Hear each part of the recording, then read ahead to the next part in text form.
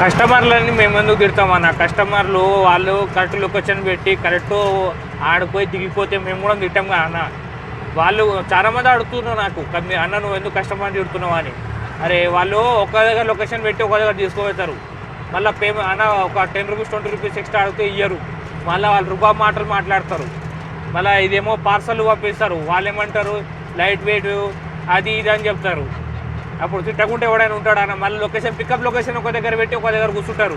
మేమేమో ఎండలో అటు తిరిగి ఆ గల్లు తిరిగి ఈ గల్లు తిరిగి పికప్ చేసుకుంటారు. వాళ్ళు ఏమో ఎట్లా మాట్లాడతారు తెలుసా, నువ్వే కరెక్ట్ లొకేషన్కి రాలే అని మళ్ళీ మాకు ఉల్టా మాట్లాడతారు వాళ్ళు. మళ్ళీ వాళ్ళు డ్రాప్ లొకేషన్ రాంగ్ పెట్టినా మాకే ఉల్టా మాట్లాడతారు. అట్లుంటుంది కాబట్టి మేము అప్పుడప్పుడు బీపీతో తిడతాం కస్టమర్స్. కానీ కస్టమర్స్ అంటే తిట్టాలంటే మాకు కూడా గలీజా అనిపిస్తుంది. మేము ఎవరిని తిట్టాం కావాలని.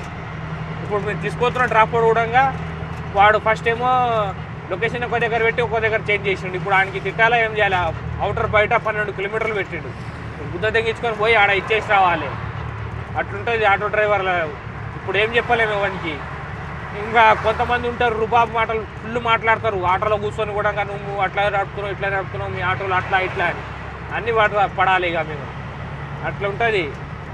అమ్మ ఈ ఓలా కంపెనీ ఈ ర్యాపిడో కంపెనీలో లంచ్ కొడుకులేమో దీంట్లో పార్సల్ ఎక్కిస్తారు. వాళ్ళకి చెప్తేమో అర్థం కాదు, ఆ లంచ్ కొడుకులేమో అర్థం చేసుకోరు. ఈ ఓలోడు అయితే సంకనాకిస్తుండు లంచ్ కొడుకుడు.